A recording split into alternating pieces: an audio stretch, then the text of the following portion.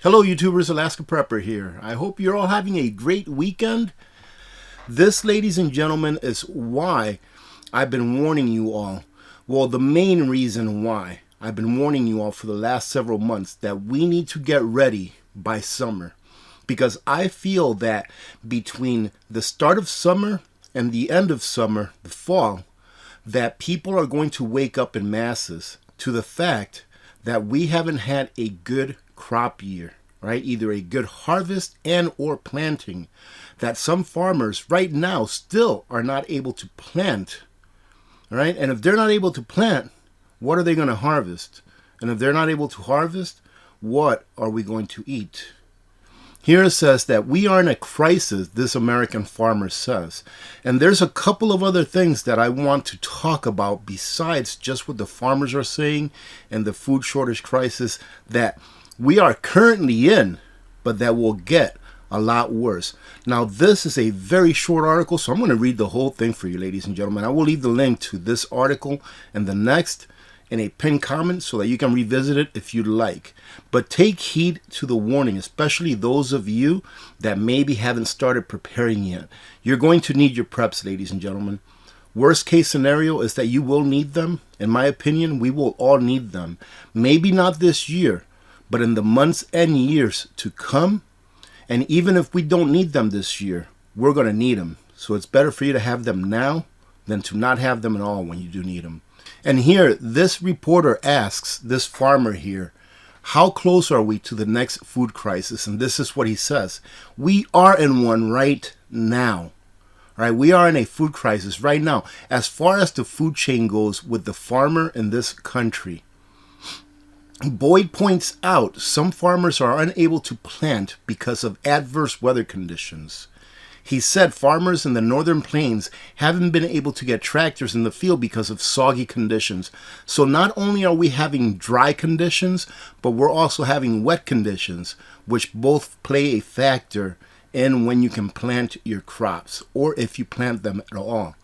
He continues to say that, and the war in Ukraine has knocked out an entire region of food production for the world.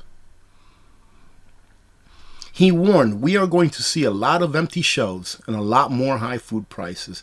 So it's like I've stated in the past. Do you think, if you think that inflation, that prices of everything is high now, you just wait.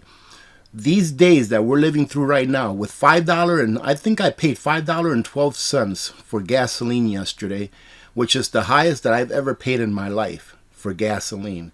So if you think that we're paying high prices for fuel now, if you think we're paying high prices for food now, if you think that we are seeing shortages on the shelves, you just wait. These months that we're living through now are going to be considered the good times come a year and more from now. In his 40-year career as a farmer, he said that he has never imagined he would be paying $5.63 for a gallon of diesel and $900 for a ton of fertilizer, which is at an all-time high, and for soybean seeds as well. So not only are there gasoline and diesel input costs high, but like we've talked before, fertilizer and seeds. Now, what happens when these farmers' input costs hit all-time highs? Ladies and gentlemen, that comes right out of their bottom line.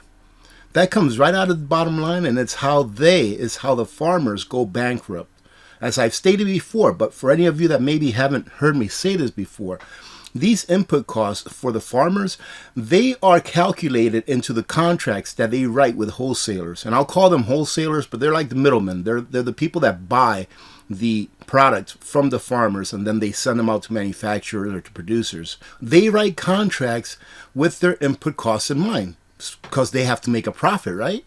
So if in between the season, let's say they write a contract and they think their input cost is going to be X, right? But halfway through the season, something happens and the price of fuel goes up by 2 times, pretty much like it has gone up. Their contract, they still have to stick to that contract. So if they're at a loss at the end of the season because all of these prices have gone up, between the time that they wrote that contract and signed that contract and the time that they deliver the product, it's their loss. They end up losing. Not the wholesalers. It's the farmers that lose. And we need farmers more than anything else. He said that in America, people need to wake up to this crisis in the farming industry, adding that farming is not political. It is not right. It is not left. It is food. And food is neutral, and we all need food, ladies and gentlemen.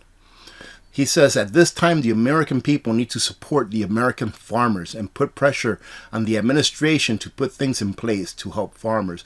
He mentioned that the banks need to provide emergency funds to farmers to get their crops on the ground.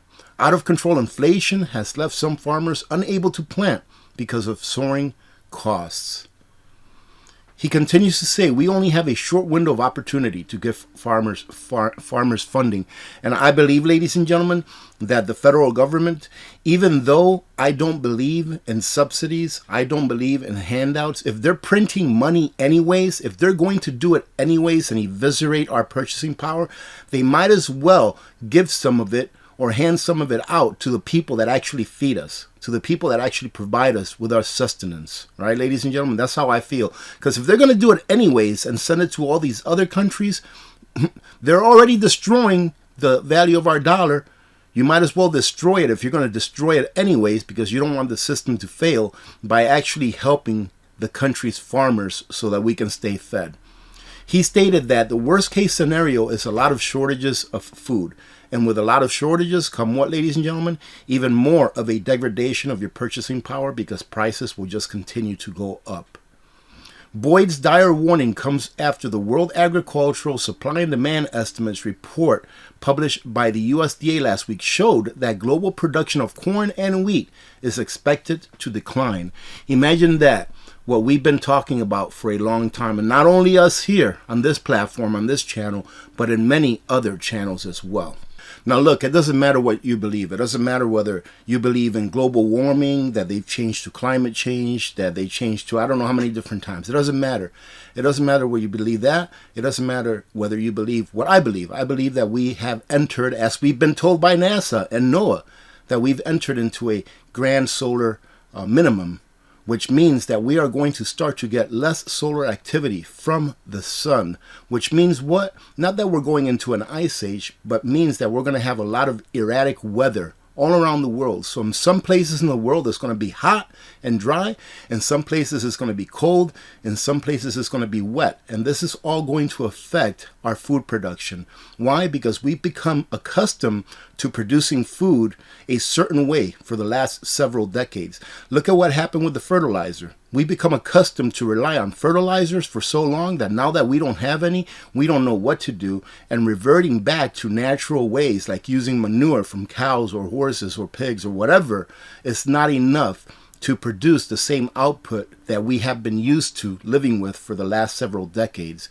So that, in my opinion, is what's going to hit us extremely hard when it comes to nature, is that this grand solar minimum that we're into right now is going to intensify, and the weather is going to become so erratic that farmers are not going to be able to plan on how they can farm or how they can plant or harvest their crops. It says here is that crop scouts scour Midwest ahead of wheat harvest amid menacing mega drought. And this is another real short article, ladies and gentlemen, so I'm going to go ahead and read it for you all. So grab yourself a coffee and just listen in if you're doing something.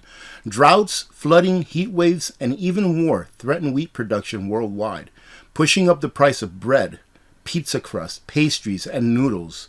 Just about every major producer is facing some issue. And it continues to read, ladies and gentlemen, Bloomberg reports that crop scouts from the wheat industry have begun to examine plants in farm fields in Kansas to Oklahoma to Nebraska. Harvest is just a few weeks away, and there are concerns devastating droughts, right, have caused damage in U.S. wheat country. Meaning what? That maybe they're going to have a harvest, but how much of a harvest?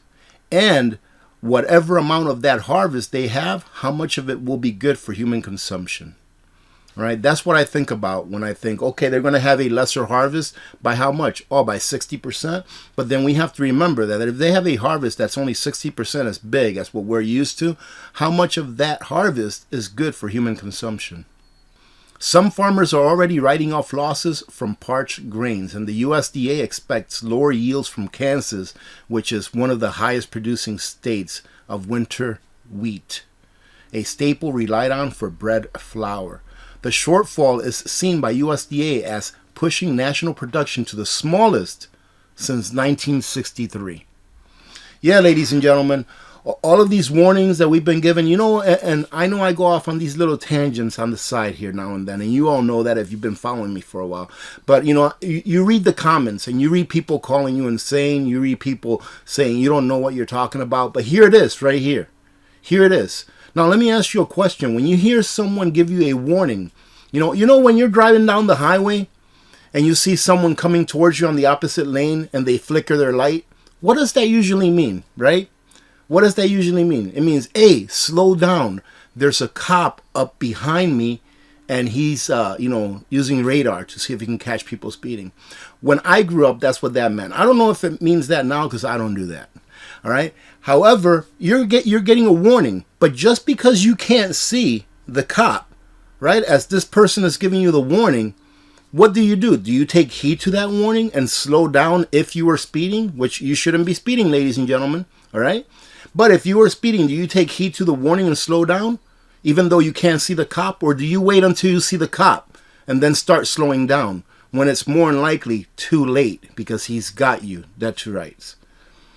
So it's what I'm talking about. We talk about these things all the time, to be prepared for anything.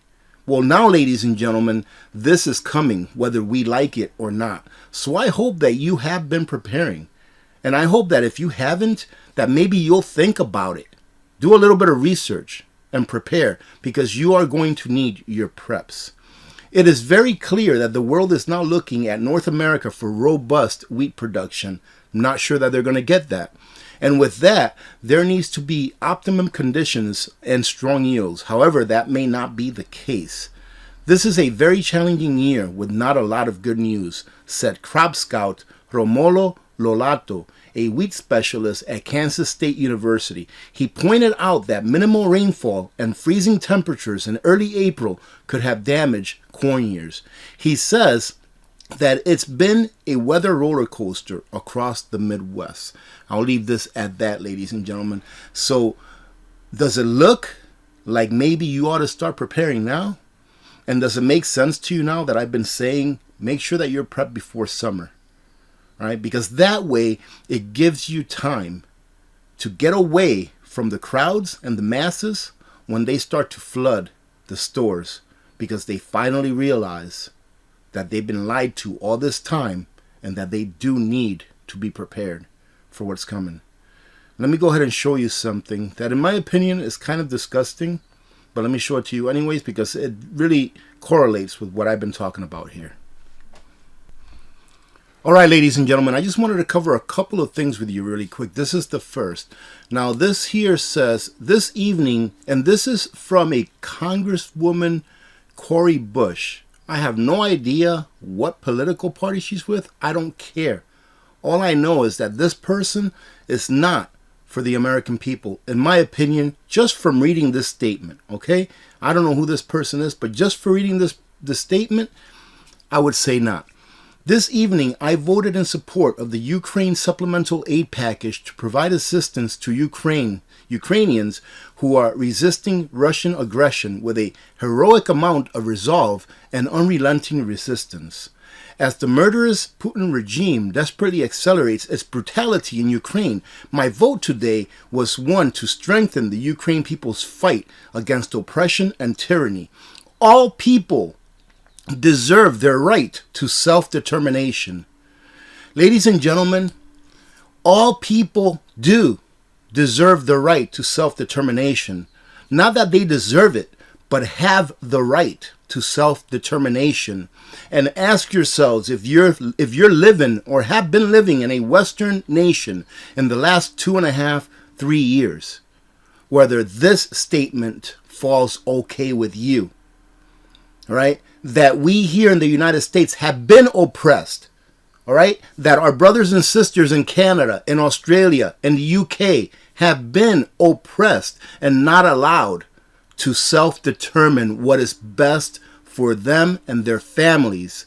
losing their jobs, their livelihoods, everything they've ever worked for in order to put food on the table for their family, in order to clothe their children and provide them with a home that is warm and safe. Ask yourselves if in the last 2.5 to 3 years, this has been the case for Western nations. But now, all of a sudden, while Yemen is burning up, where the Yemenis are being eradicated and starved to death, where Sri Lanka, which is a very, very peaceful country, all right, the people there are actually hunting down politicians and the wealthy because they're out of fuel, they're almost out of food, and they're pretty much bankrupt as a nation because of the policies that their government has put forth on their behalf. Why are we not helping them? Because they have nothing to offer us. Yemen has nothing to offer us. If we don't continue to provide Saudi Arabia with the weapons that they need in order to eradicate the Yemen people and to continue killing off their population and starving them and blockading them of food, then Saudi Arabia will encourage the OPEC nations to either pump less oil or to bring up the price of oil, or to maybe not even sell to the United States alone, who, let me remind you, was energy independent just 1.5 to 2 years ago, and now it's not because of the policies that the government passes on our behalf. Just like the policies that the government of Sri Lanka passed on their behalf, and now the Sri Lankan people are turning into animals because of the policies of their government. So now this person here says, yes, all people have the right to self-determination. Well, where were you saying that? All right. And like I said, I don't know this person. All right. But what I'm speaking is I'm speaking as the institution, all right, not just a particular person. I'm speaking for the institution because from what I understand, this bill, this $40 billion bill that was passed to give all of this money to the military-industrial complex and to the people of Ukraine and all these other nations around Ukraine, except for here in the United States, of course, all of these were passed with a majority. So I'm speaking really for the institution and not the person because I don't know this lady. All right. Where were they? Where were they when people were losing their businesses? Where were they when people were being arrested because they wanted to maintain their right to self-determination? Where were they, ladies and gentlemen? And you that are listening that still think that the government is going to be there to take care of you, you just don't understand that it is you that is the enemy. It is you that they consider the enemy. So why in the hell will you not get prepared? Why in the heck will you not go out there and just buy a 50-pound bag of rice while you still can at an affordable price? I just don't understand how it is that people think. But the problem is that we're going to have is that most people think that way. Most people think that everything is going to be just fine.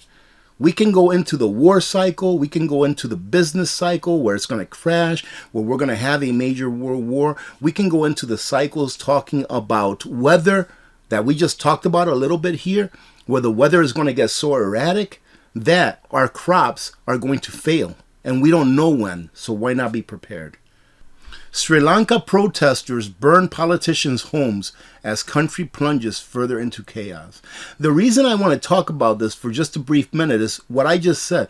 The Sri Lankan people, in my opinion, have historically been a very, very civil people. You know, they're very peaceful, very civil. They just want to live and eat and be left alone.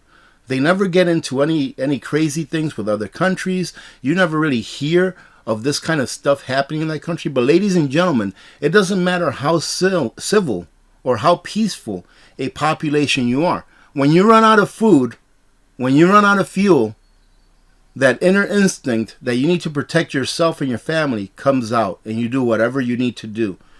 And I've stated in the past that here in the United States, people will eventually become very angry and bad things will happen.